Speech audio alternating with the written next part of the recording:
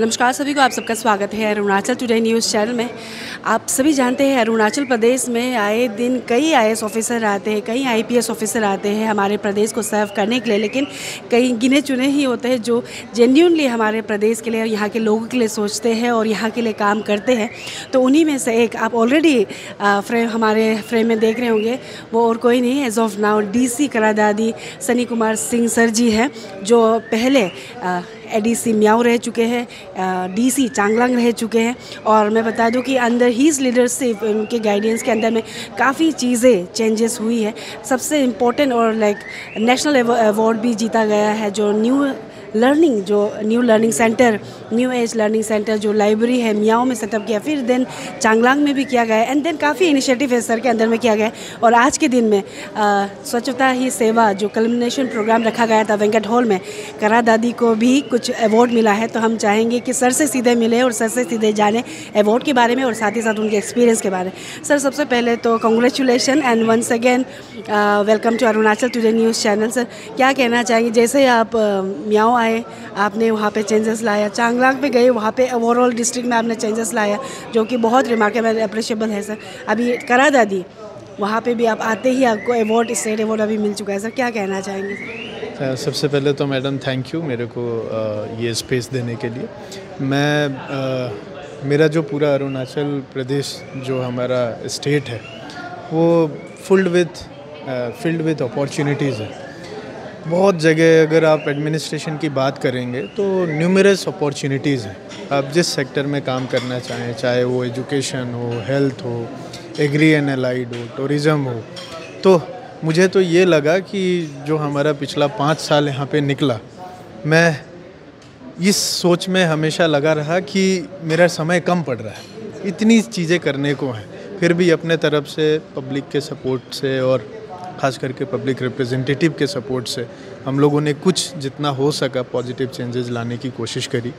जहाँ तक करा दादी की बात करेंगे तो बहुत ही सुंदर डिस्ट्रिक्ट है, अगेन एंडलेस अपॉर्चुनिटीज़ है।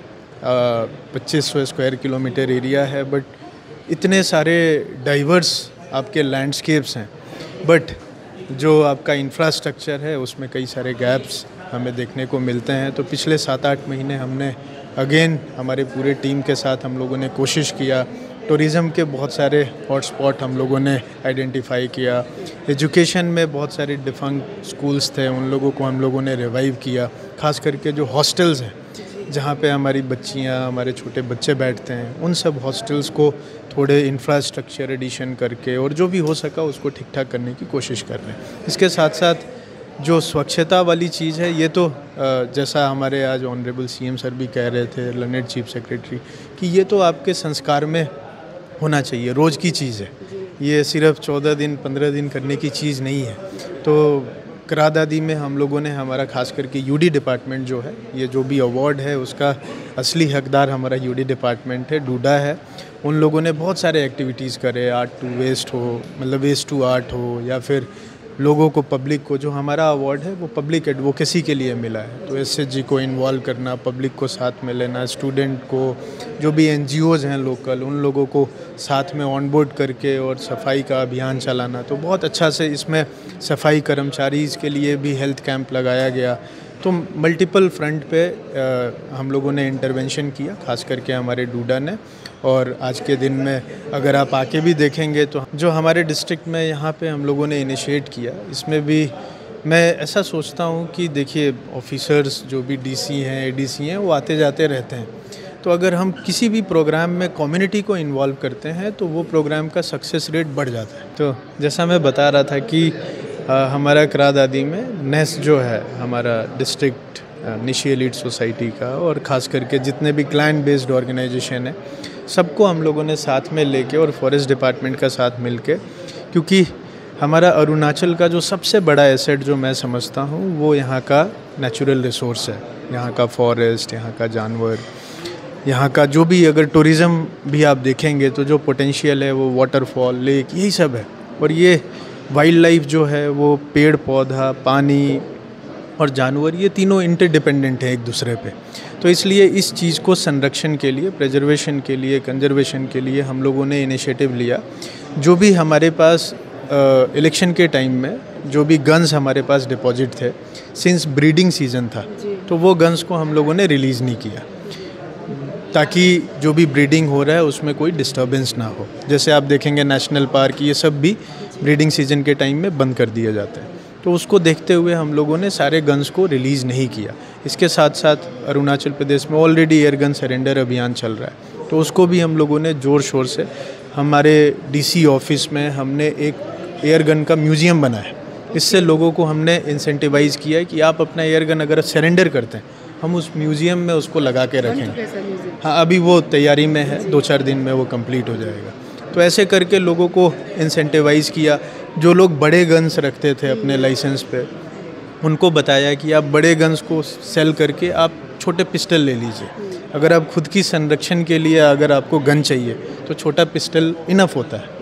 तो बड़े गन्स यूजुअली रखने से वो लोग जाके फिर हंटिंग करते हैं। तो ऐसे करके बहुत सारे लेवल पे हम लोगों ने इंटरवेंशन किया। सारे गांव बुढ़ाज को हम लोगों ने रोप इन किया, उनकी ट्रेनिंग्स कराई। हर सर्कल लेवल में 2-2 दिन का गांव बुढ़ा को ट्रेनिंग कराया। उनको सिग्नेचर करना, राष्ट्रगान गाना, ये सब भी हम लोगों ने सिखाया और साथ साथ हंटिंग के ऊपर में बातचीत करी गई। तो यहाँ का भी जो मेरा एक्सपीरियंस है वो काफ़ी फुलफिलिंग रहा मेरे को। बहुत खास करके जो भी पब्लिक, जहाँ भी मैं गया पब्लिक से बहुत सपोर्ट मिला, पब्लिक रिप्रेजेंटेटिव से सपोर्ट मिला, जिसके चलते आप जो भी बोल रहे थे, जो भी छोटे छोटे हमने इनिशिएटिव लिया है, ये इन्हीं सब चीज़ों के बदौलत है। और ये गलत नहीं होगा कहना कि सर एक ट्रेंड सेटर है, कह सकते हैं। सर के जैसे लाइब्रेरी स्टार्ट करने के बाद पूरे बहुत सारे डिस्ट्रिक्ट में अभी शुरू हो चुका है उस तरीके की लाइब्रेरी। सर अभी तो आपने बता दिया क्या क्या आपकी तरफ से इनिशिएटिव लिया जा रहा है। सर कुछ ऐसा रोड मैप आपने बनाया स्पेशली करा दादी के लिए, क्योंकि लोग करा दादी कुरुमकुमे या फिर ईस्ट कामेंग की बात करें थोड़ा रिलक्टेंट फील होता है, लेकिन जैसे आपने कहा कि करा दादी भी टूरिज़्म एक हॉटस्पॉट हो सकता है, तो as a district administrative head आपके तरफ से कुछ रोड मैप बनाया गया है आने वाले समय में करा दादी को भी एक हॉटस्पॉट बनाया जा सकता है टूरिज़्म से?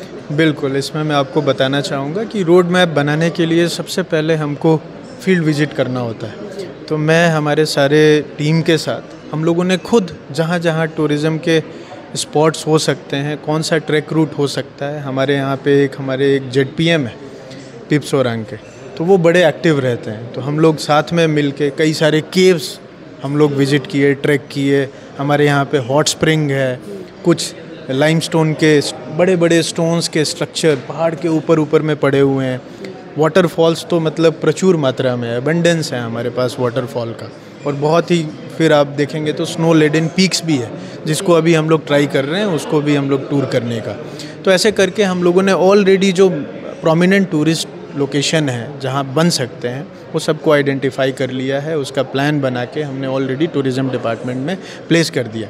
इसके साथ साथ हमारा जो ताली है वो टूरिस्ट सर्किट के अंदर नहीं है, तो उसके इंटीग्रेशन के लिए भी हम लोगों ने ऑलरेडी एक प्रपोजल भेज दिया है। बट अगेन टूरिज़्म बिना सपोर्टिंग इंफ्रास्ट्रक्चर के नहीं आ सकता, तो इसलिए ताली हो गया, पिपसोरांग हो गया, वहाँ पे टूरिस्ट आपके जो वो होते हैं, टूरिस्ट लॉज होते हैं, टूरिस्ट सेंटर्स होते हैं, वो सब बनाने के लिए भी हम लोगों ने प्रपोजल बना के सरकार में प्लेस किया है। तो मुझे लगता है आने वाले समय में, क्योंकि ज़ीरो से हम बहुत क्लोज हैं, जो भी ज़ीरो म्यूज़िक फेस्टिवल में लोग आते हैं तो ठीक है वो वहाँ पे म्यूज़िक का आनंद लेते हैं, बट अगर उनको ट्रैक करना है, एडवेंचर करना है, क्योंकि हम लोग एडवेंचर टूरिज़्म के भी बहुत सारे प्लान किए हैं, पैराग्लाइडिंग हुआ, कायाकिंग हुआ, ये सब हम लोग वहाँ में राफ्टिंग करा सकते हैं। कुमे रिवर, कुरुंग रिवर, आपको पता होगा कि वहाँ पे अच्छे रैपिड्स हैं। तो जो ज़ीरो में लोग हमारे टूरिस्ट आते हैं, हमारा वही प्लान है कि हम उनको एक सब्सिडरी वो दे देंगे, प्लेटफॉर्म दे देंगे कि यहाँ से 1.5-2 घंटा दूर आप करा दादी में आएँ, आपको ये चीज़ें मिलेंगी। तो अगले, इस बार तो हम नहीं कर पाए, बट हमारा वही प्लान है कि अगले बार जब ज़ीरो म्यूज़िक फेस्टिवल हो, उस टाइम पे जो भी लोग आएँ उनको 2-3 दिन के लिए हम लोग करा दादी, ताली, पिपसोरांग वहाँ लेके जा सकें।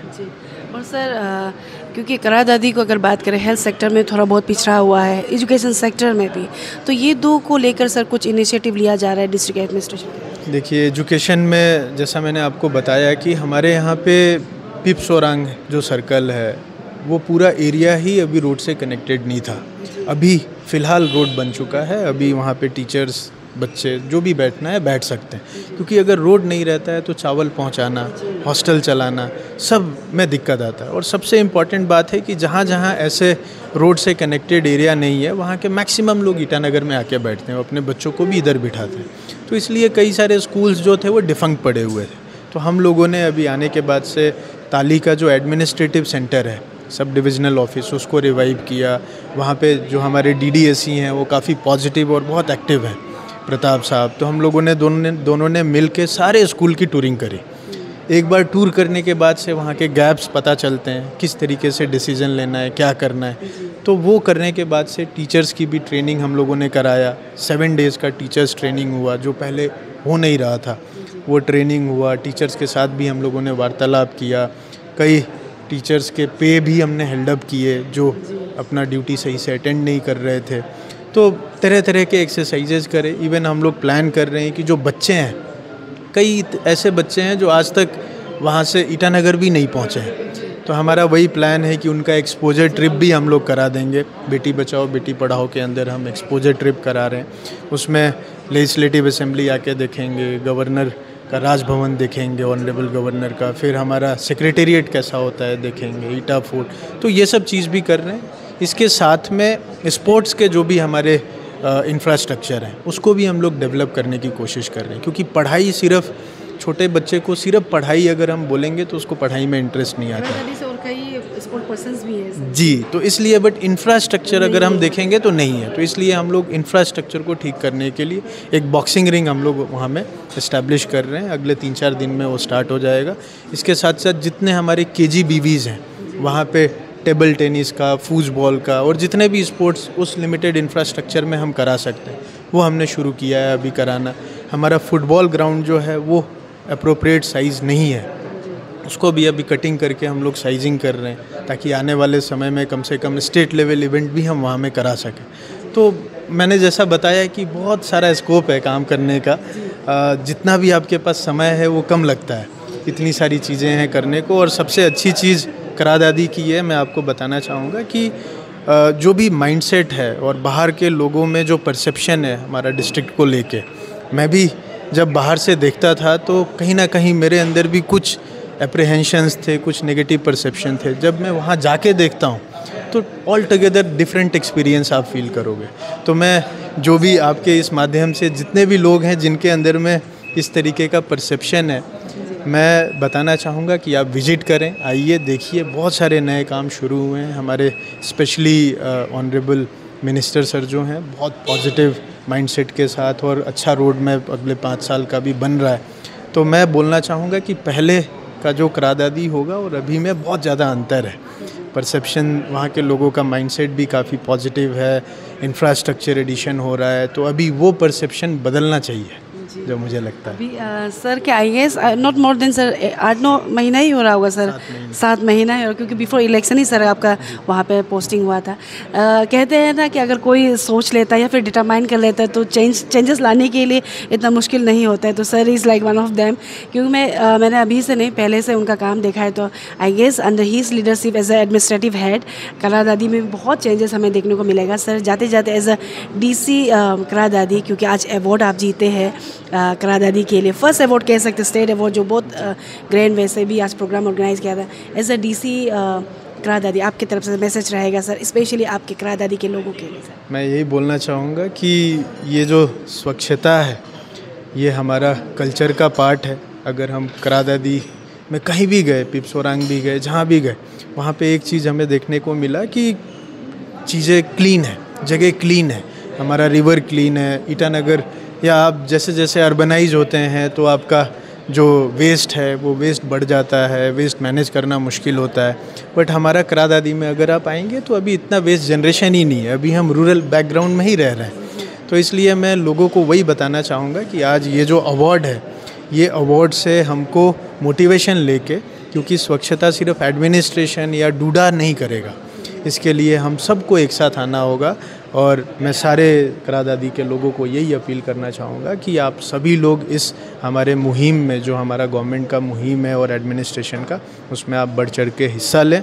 स्वच्छता के लिए मैं ये बोलना चाहूँगा कि आप अपने संस्कार में इसको लेके आए डेली बेसिस पे, स्कूल से लेके, मार्केट से लेके, आपका घर में, हर जगह स्वच्छता के ऊपर बात होनी चाहिए, काम होना चाहिए। और सबसे इम्पॉर्टेंट बात है कि स्वच्छता जो है, अगर हम स्वच्छ रहते हैं तो हमारा हेल्थ भी सही रहता है, बीमारियां नहीं होती हैं, तो वो सब चीज़ को भी देखना बहुत ज़रूरी है।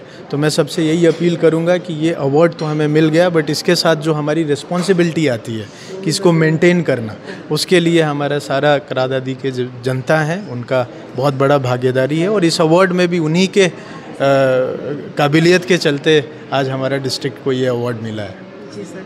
Sir lastly once again thank you so much and I best कि आप जिस तरीके से चांगलांग में आपने रिफॉर्मेशन लाए, करादादी में लाए। Thank you so much sir, thank you.